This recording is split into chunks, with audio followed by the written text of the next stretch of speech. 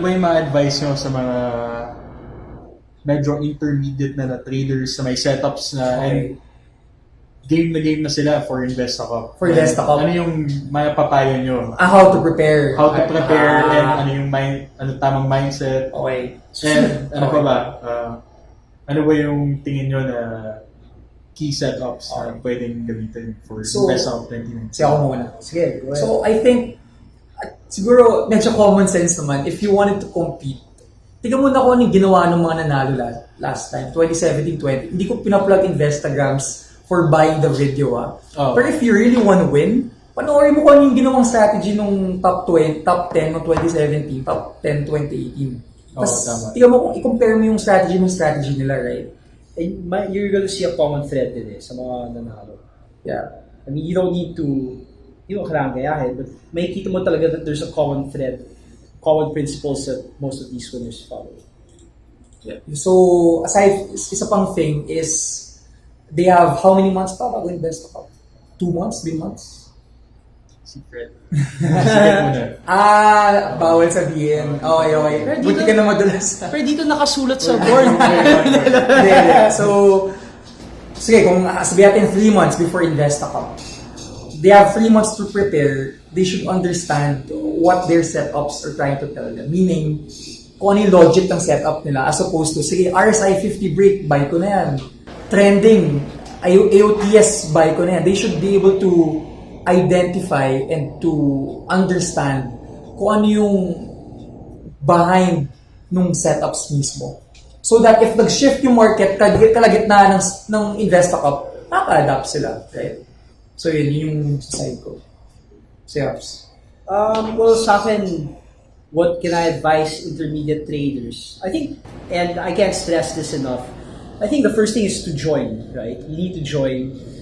There may be a lot of traders out there, beginners, intermediate, advanced, who may feel that maybe they're not ready for the type of stage, or hilaw pa sila, or they want to work 1 year first before they actually join.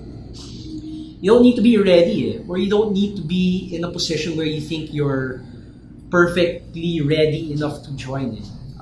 Again, going back, the whole point of joining is to put yourself in a position of discomfort so you can grow. And at the end of the day, it's not about being perfect. It's about growth. It's about progress. And if you're a trader, you know that growth is top of the list when it comes to. So if you have an opportunity to grow, then just go do it. Right? I think that would be the most important thing for intermediate traders. In terms of trading style, obviously there are certain principles that a lot of the people in the past have exhibited and for success in this type of competition. So whether you look at 2017, guys like Chad, Z, and other people in the top 10, or let's say 2018, you'll see talaga that one common principle that these traders incorporated in the way they traded is that they stuck to relatively strong issues, right? So whether it was last year, I think it was ISM last year that made most of the top 10 it was ISM. ISM talaga. I mean, parang 8 out of 10 traders sa top 10 yung I think it wasn't just ISM. But say if you look at even if you look at 2017, PXP, you look at TUGS, IMI, Macro Asia, you'll really see talaga that most of the wins came from focusing on Leaders. Not just leaders exhibiting relative strength, but also the small to mid caps, right? So I think that was a common strategy for everyone out of the whole table of stocks that people could trade. I think it was common to everyone na in-encircle namin yung mga mid caps, small to mid caps. So I think that was the common thing. Okay, very good insights. During the competition, paano nyo tinatrack yung para sa edge nyo? May ginagamit ba kayo to track your edge? to make sure na you're still trading profitably? Well, ako kasi whatever I do in the competition, obviously I also try to do it in real time. And in real time, at the minimum, I measure hit and edge. So obviously there are a lot more advanced analytics that you can employ. But for me, the most basic thing is hit and edge. If that's not something you're doing, then you can start it there. And actually, yung hit and edge ratio, nako-compute yan sa Investor Journal. Correct. Yeah. Correct. Yeah. Actually, for me personally, one of the ways I identify kung yung okay by edge ratio ko, and just to make a post analysis of my trades, which I believe na you guys think is very important, Yeah. I really rely on the Investor Journal. Oh yeah. Definitely. I'm a user myself. So Actually, yung sayang nga, nagamit ko lang siya nung towards the end ni Investor Journal. Sana, could have been, kasi ginagawa ko, ini-input ko siya, tapos I have my own template. So medyo hassle eh. Right? So, input ko yung, kasi pag for example, sa brokers, UL, may extract, tapos convert, etc. Pero sa Investa, kasi isa-isay mo yun, right? pwede ka mag-list. Sa Investa. Pwede na rin import ledger. Recently lang, dati. Or baka pwede na rin, pero hindi ko ginagamit. Pero Okay, thanks guys. Pero ngayon, yung V-Trade, nakakonect na talaga sa journal. Automatic. So, automatic na. Diba? Okay. So, nung nagamit ko lang siya actually nung December. Tapos, may mga nakita ko rin na ang dami kong what we call baboy na trades na dapat di na tinik. So, yeah. Next question, mag-dwell naman tayo sa systems. Systems namin. Systems naman, if okay lang. Sure. Okay lang. Bakit? Pwede bang humindi? Pwede naman, kasi proprietary yan and very personal ang system eh. So, knowing you guys, alam ko, Elliot Wave users kayo and kadalasan Binabash na tayo dito. usually yan yung most bash na system, which is Elliot Wave. Right. So ano ba yung personal question, ano ba yung hindi namin nakikita nyo, and ano ba yung bakit siya nagiging edge para sa inyo compared to other traders? Okay, so first things first, just to clarify, so I think pareho naman kami ng sistema ni Ken, is that we're essentially trend following TF and momentum based traders that use classical technical analysis. So that's how I've been trained all throughout the years. What makes us maybe different, as you pointed out, Elliot, is that we simply use Elliot to help upgrade our system, or it's a system that we use to help us manage the trades better.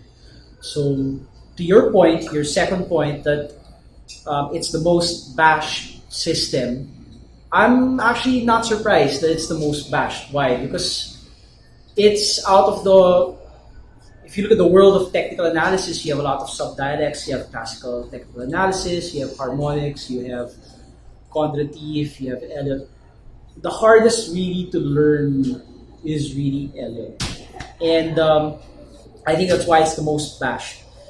And another point is that sa akin kasi I actually don't mind at all if other people believe that it doesn't work, or if other people believe that it's meant to be bashed. Why? Kasi sa akin, I always go back to one of the, I think this is from a Tony Robbins seminar. He said that a belief will always be a poor substitute for an experience, right? And I always go back to that because most of the people who bash Elliot are people who really don't practice it at a high level. I mean, if you just really think about it, most people who bash it are people who really don't understand it, or who try to do it but they don't. And ako, from someone who has tried doing it, who's also lost money trying to implement it, and looking at my experience, not my belief, but my experience, not just my experience, but kasi like ako, for the past 5 years, I've not only used it to complement my trades. But I've also subscribed to who I think are the top elite practitioners in the world. So I think you have guys like Bob Rector. obviously, first guy you need to mention is Bob Rector, Elite Black Wave. belter talaga naman. Elite Wave International, you have Avi Gilbert of Elite Wave Trader, you have Sid Norris of Elite Wave Plus, you have obviously you have Jeffrey Kennedy of Elite Wave International, and if you actually, I've been a subscriber of them for a while now, 3-4 years, and ako kasi my experience is nakikita ko kasi how they practice it at such a high level, a triple black level, na sobrang, if you've been exposed to their analysis the past 3 years, sobrang sick talaga, sobrang sick how they're able to call the market turns. Like, they're able to call it 60-70% of the time. And ako, if you're able to incorporate a setup-based model at the core, where you keep losses very small and you're actually able to use an elite system for you to help answer the question, how long do I need to hold my position, where my resistance levels are. Just let me give you an example. So let's say if you're a setup-based trader, obviously you enter it maybe at the bounce of support, breakout of area pattern resistance, and then maybe you use the size of the area pattern to sell, or maybe you use a previous high resistance, or maybe you use whatever other classical techniques offer. But let's say what Elite does is that it allows you to see how far the move can go, what Fibonacci extensions you need to use, what do divergences actually mean in the context of the overall cycle, as opposed to just relying on divergences in a vacuum, right? Because a divergence can tell you where you are in the cycle. Are you in the middle of wave 3 of 3? Are you in 3 of 5? Or is there another duration that can actually push you to another leg higher? So those are things that classical technical analysis won't do, but Elite can. But I will be also the first to say that it will only work if you practice it at a black belt, double, triple black belt. Kasi even sa mga elite practitioners, may divergence ng beliefs kung nasa na yung count. Right. Kasi may Neo, Elliott Wave, tama ba? Hindi lang yun. Even in the same school. Right. Or even within the same even without the Neo, even within the same school, you can really see a divergence sa analysis nila. So, if you don't pair Elliott with setup-based, sasabog ka talaga. Useless talaga yung Elliott. Sasabog ka talaga. Yeah. Sasabog ka talaga. Hindi pwede lang yung parang 1, 2, 3. Kapag 3, hindi pwede. Sakay lang. Parang 3 of 3 to the moon. Hindi pwede. Parang bulag ka nun. I'll be the first to say that will be one of the fastest ways to lose money. And that's the fastest way to lose money. And yun yung impression sa tao. Right, and I've lost money that way. I've lost money with gold in 2015-16, just using that. So,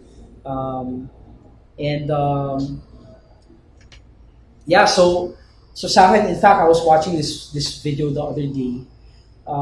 It was by I forget her name, but she's one of the top female practicing technicians today. And you can really see that even among the technical community in the US, the CNT community, the people that are really seen as the high-level technicians are those that can not only do classical, but they can do Elite at a high level.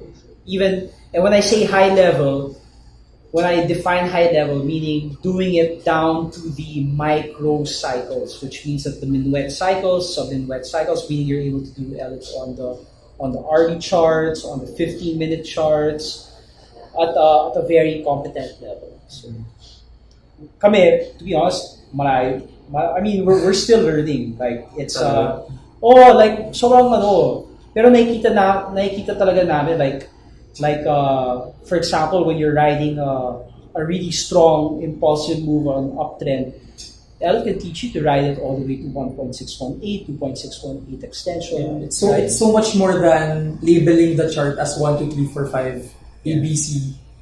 or labeling ko sa yung targets and hindi siya ganun eh. More of, maganda yung sinabi ni Javi, when Javi presented 2017, napod ko yung video niya sa Breaking Highs.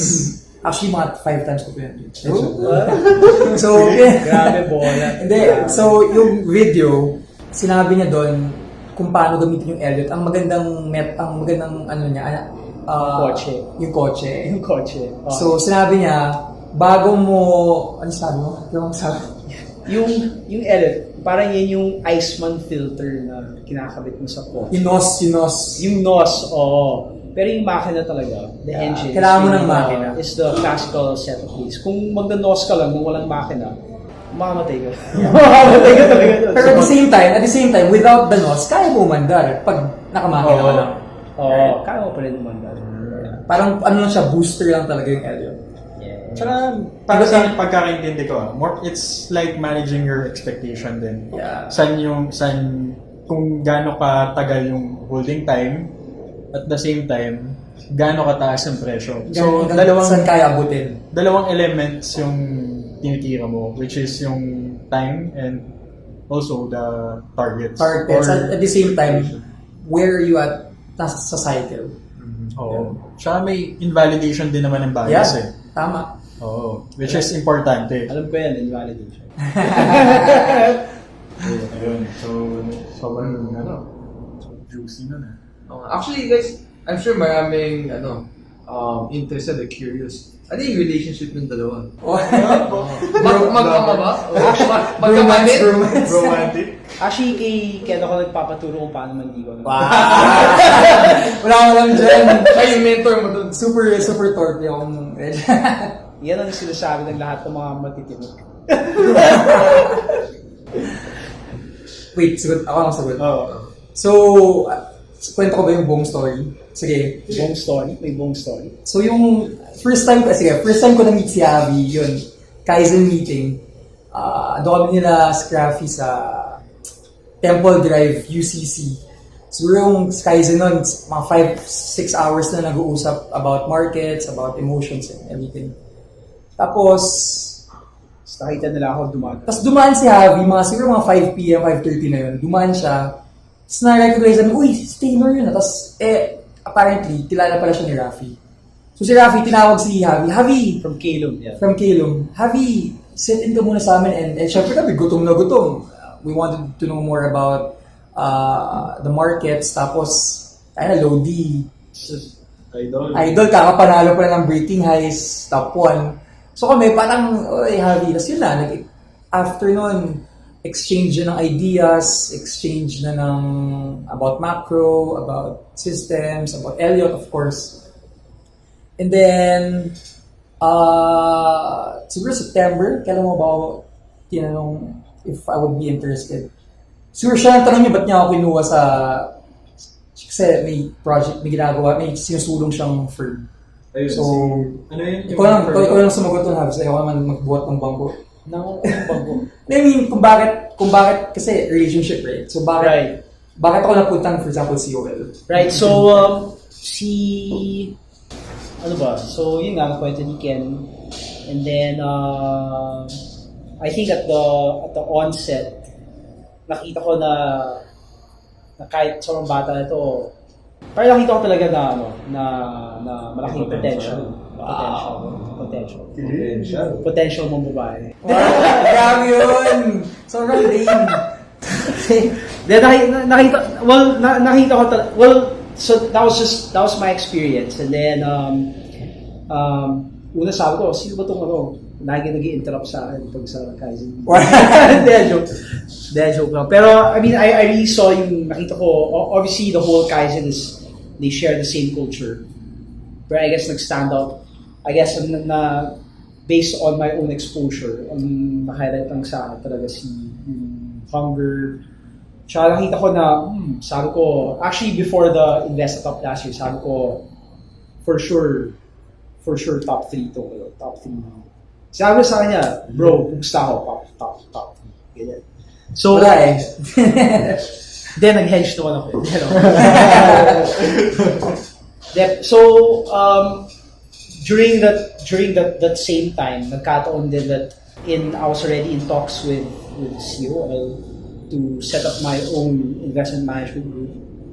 And in pursuit of that, I needed to recruit people who not only did I think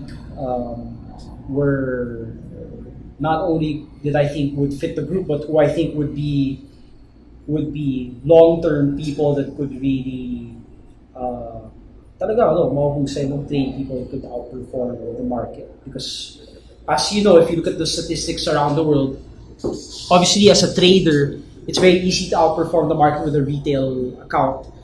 But if you look at in the fund management space where hundreds of millions are managed, I think I was in a wealth mastery workshop, in a Tony Robbins workshop just last year, and his partner, who is the head of creative planning, said at the time that for the past 10 years, only less than 4% of funds are able to outperform the benchmark index. And the funds that you find on that list, every year, nag-iiba pa yan. So obviously you have consistent names on that list, like maybe, for example, Bridgewater. For their pure alpha, I think you have funds like Double Line Capital. Sorry, some bond space at all, but you have Renaissance Technologies, which is always on top. So going back, that was really the intention. If I wanted to build a fund that would outperform the market, I need, obviously, from the ground up, guys who had the DNA to outperform in the first place. And nakita ko si Ken, sabi ko, alam mo, last sa chicks to, pwede ako turuan ito eh.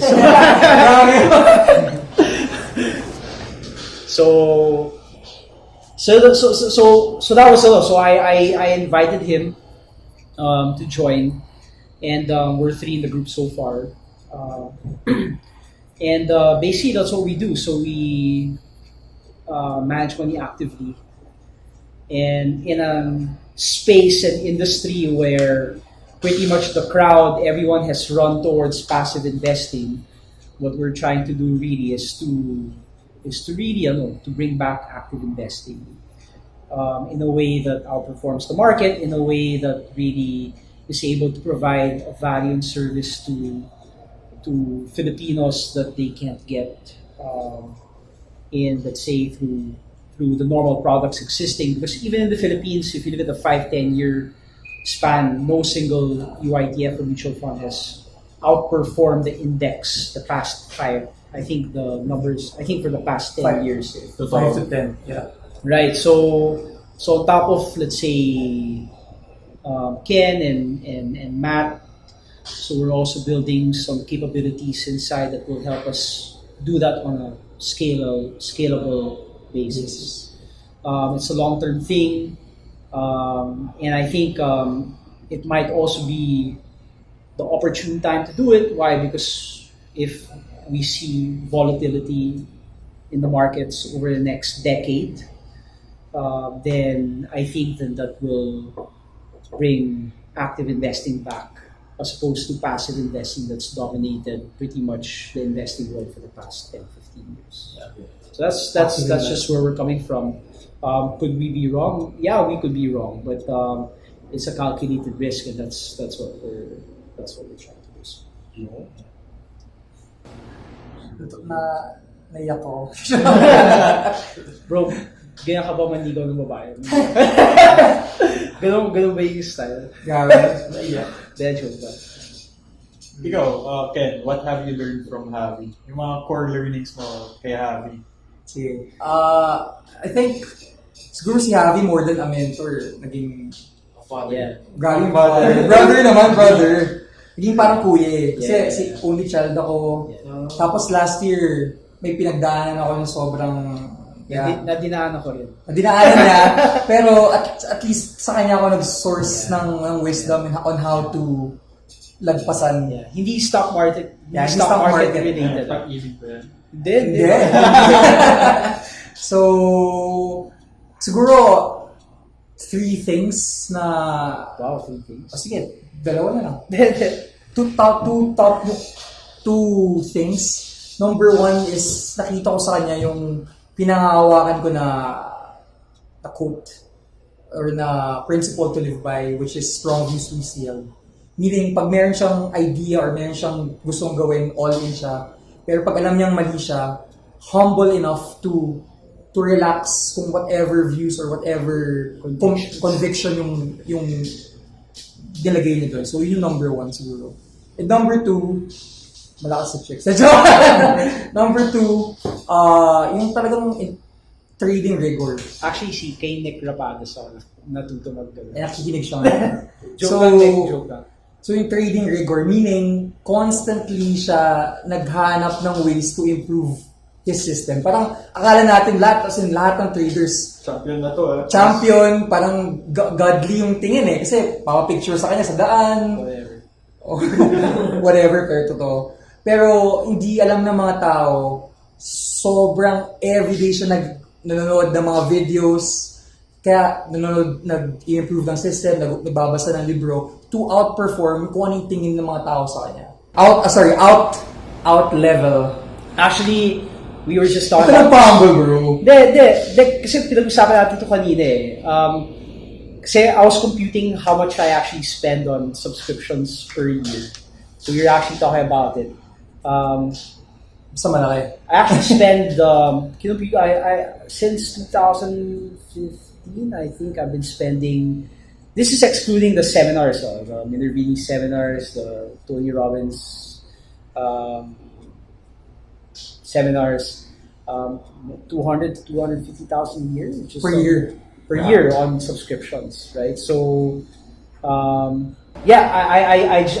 say that. I mean, don't get me wrong, not to make an impression, but to express to you that when it comes to stock trading, I mean, you really need to have a discipline to keep learning. I mean, that's non-negotiable.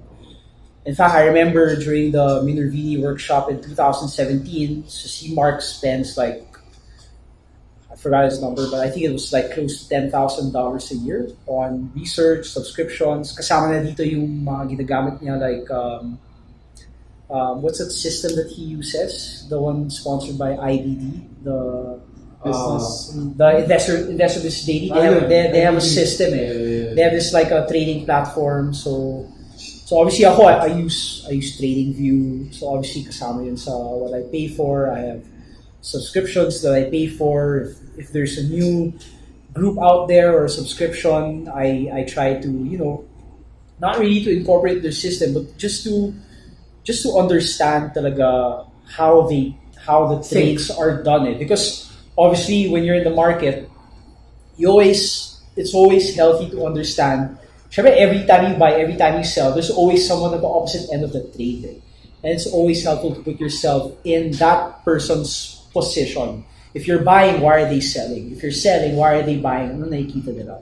Diba? Are you the smart money in that transaction, or are you the dumb money in that transaction? Or right? too late ka na, or too early. Or too late, or diba? So yun lang yung mga maybe questions that we continuously ask ourselves, right? So Champion na to, Yeah, yun nga eh. Yun nga eh. Actually, before mo siya makilala ng ganyang level, may ganung hindi mo akalain na pag nakilala, kumbaga, hindi ka magtataka kung ba't siya nakapunta dun sa level na yun. Kasi, pero alam mo, sabi sa inyo, there are times then, to be honest, there are times that I wish that people wouldn't even win a competition. Why? Because it can really fill that person up with pride, ego. right? And ego.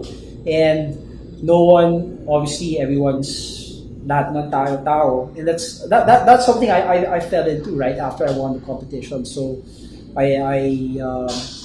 syempre nag-enjoy ako ng content. 2017 was a really good year. So I mean, I think a lot of traders will tell you that their biggest losses came after their biggest wins, right? And I think it's I think there's a verse in the Bible, I think it's like Proverbs 16:18 that says pride comes before destruction, a haughty spirit before a fall. And it's a principle that applies not just in trading but in life. So I say that because I say that because, let's say if you're a trader who's listening And if you are in a position where you are given a certain amount of accolades, whether it's other people looking up to you as a mentor, whether you win a competition, whether people start to talk about you in a good way, in a high way, it's always best to really just, gusto ko yung si JC, laging sinasabi niya, forever student of the market, right? So you always have to see yourself as a forever student of the market, because the moment that you start to see yourself as a guru, that's the moment. GG ka na. That's the moment you start to backslide. Oh. I mean, Daniel Negreanu, right?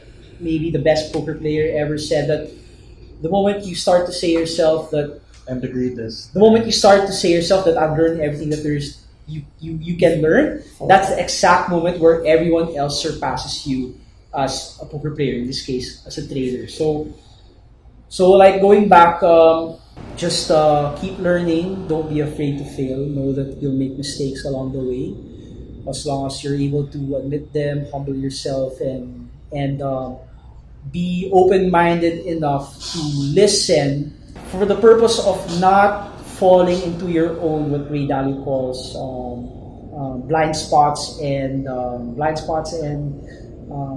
barriers. I think blind spots and barriers, something like that. Yun talaga importante, and I think say one of the things that I always like to do is, after I'm able to close, one of the new habits that I try to do is that after I'm able to secure a big win, which obviously has been a lot harder the past 1.5 years, but let's say you're able to score a big win, then it's always best to just maybe take a Week off. maybe a week off, Trade lighter. or just take a walk around the block, right? Take a walk around the block, or just during its market hours, just take an hour to just maybe sit down, have coffee, just be thankful, and to just have that same awareness that, kasi syempre, big wins can also force you to oversize. Oh, I mean, tama. of course, whoa. Actually, Bro, tinamaan ka dun ah. Kaya sila nag-react sabay. Tinamaan ka dun ah. Personally, yung isa sa greatest trades ko is ISM. Right. Yung bear trap pa lang, nandun na ako, 3 pesos. And then, when I sold dun sa 8 pesos area, Yaba, grabe. Then totoo, nasa kanya yung buong move. Kami Nasa akin kayo mga buong 6.5, 6.7. yun na yung pinakamalaking pera na nagawa ko sa shortest period of time. After nun, nag-oversize ako sa PXP. Ayun. GG boy. GG ako doon. Tapos mga siguro, na-wipe yung 20% ng profits ko sa ISM. Right. Thank you for sharing that, bro. Kasi, alam mo, tama yung sinabi mo eh. Kasi, saan ba talaga tiyatamaan ng traders? Diba? What are the 3 cardinal sins? You have overtrading, oversizing, and big losses. Right? And, or not cutting losses while they're small. Okay, fine. Every intermediate advanced trader knows that.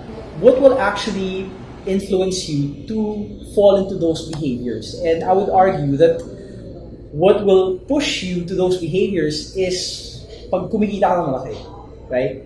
Once you're kumikita ng malaki, Caleb calls it the Superman syndrome, where gains can really inflate your ego. It can really, and ako I find this maybe where a lot of traders fall. Kasi obviously when you're, let's say for example, starting from zero ka, mas madali kasi pag starting from zero ka, the principle that most traders use is the Minervini principle, which is I only commit to the market after the market commits to me, diba? Meaning I'm only going to trade big on the heels of profits. I'm going to start 1-2 positions. I'm 20% in. Once I see those positions start to return, then dun talaga ako magsa-size, dun talaga ako akit to 50, 70, 80%, maybe even use leverage. But what if you're already at that point where you're 100, 120, 140% in, tas ang laki ng kita mo, right? How do you adjust from 140 back to zero, diba? Obviously, you still use the same principle. You wait for the market to tell you to scale down or scale up. But how do you avoid that tipping point the tipping point where yung nga sabi ni Bear, how do you avoid that tipping point where you avoid 20% of your profits and say na share my I need to trade water. May technique ako dyan eh. Once na nag 50% up na ako sa position, kasampalin ko yung sarili ko. Kasi sobrang hard na kasampal. Hindi ka pwedeng mag-oversize sa next trade mo. Yeah, So, ruling ko, once after a big trade na after a big win, ginagawa ko, yung next trades ko, mga smaller bets. 10% lang ng equity ko. Yun yung rule ko. Magdadagdag lang ako pag gumalaw na talaga yung bias. Gumalaw na talaga yung presyo. Right, kasi I mean, obviously you're still following if you have a VAR that you follow value at risk, whether you're following 0.51, 1.5%. I think I think it's still important to have a consciousness that, and I think it goes back to your analytics din eh. Kasi when you go back to your analytics, may kita mo, saan ba ako natalo? Like, what put me in a position to lose big, diba? Was it because I came from a string of wins? Was it because natalo ako, gusto kong bawin, kaya in-oversize ko? That happens as well. But I think for most intermediate advanced traders, it's really kumita ka, and then kumita ka. I think the question is, paano ka hindi, I mean, pag trader ka kasi marunong ka kumita eh. But the bigger question becomes, paano ako hindi magsasaori ng kita? Diba? Paano ako hindi magsasaori ng kita? How do I keep it eh? Diba? So, there are some additional analytics that you can actually incorporate for that. One of the things that we teach in Kalum, and one of the things that I also try to encourage sa team namin, and this is a harder technique, is what we call the pitbull technique. Simply because we got it from Marty Schwartz, right? The Pitbull, I think 9-time US investing champion. 7%. Yeah, so meron siya rule that he would never allow his monthly drawdown to be more than, I think it was 3%. So nung ginagawa namin, I think last week we were trying to incorporate it. Pero grabe, ang galing naman ito, 3%. So we try to keep it at like 5-6%. Ganyan. Ako naman, tawag ko doon, circuit breaker. Ayan, circuit breaker. Circuit breaker tawag ko doon. Yeah, circuit breaker. Every week, hindi ako dapat nagbibigay ng 2% ng equity ko. So, Right. Tapos after 2%, wala na. Next week Next week na ako mag-click. Good risk management ano siya eh. Yeah, you know, I think ZFT has that in their system. So I'm not sure. But yeah, so that's something that's something we're doing, that we're trying to use to help us. Sorry, nawala na ako dun sa tanong mo. Well, more on na-dwell na kasi yung more on the psychology and the risk management ng dalawa. Yeah. How we operate. How they operate. Kaya ang hirap na yung 3% per month, kahit yung 2% per week. Kasi parang, especially in the market environment, the past year and a half, parang pwede na eh. Yung week mahirap. Mas mahirap yung week. Mas mahirap yung week. Yung month on month. Kasi it also, to be able to implement that, you need to be able to really be strict about Sizing. Not just your sizing, but The quality. talagang yung risk management mo is really the like how you trail your stops matters a lot. How you trail your stops, kasi month on month means that, let's say for example may position ka, you're up 20%.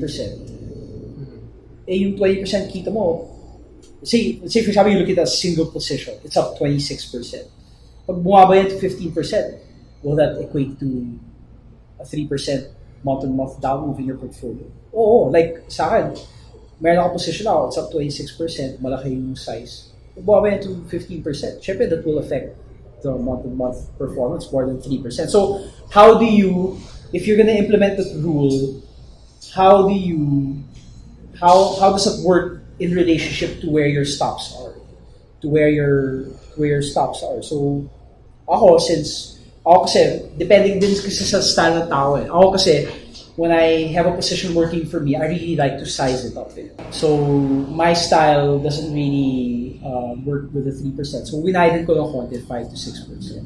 Which is still acceptable. Month-to-month drawdown, because yun talaga yung personality ko talaga eh. If I look at my personality, pardon the term, pero siguro talaga ako.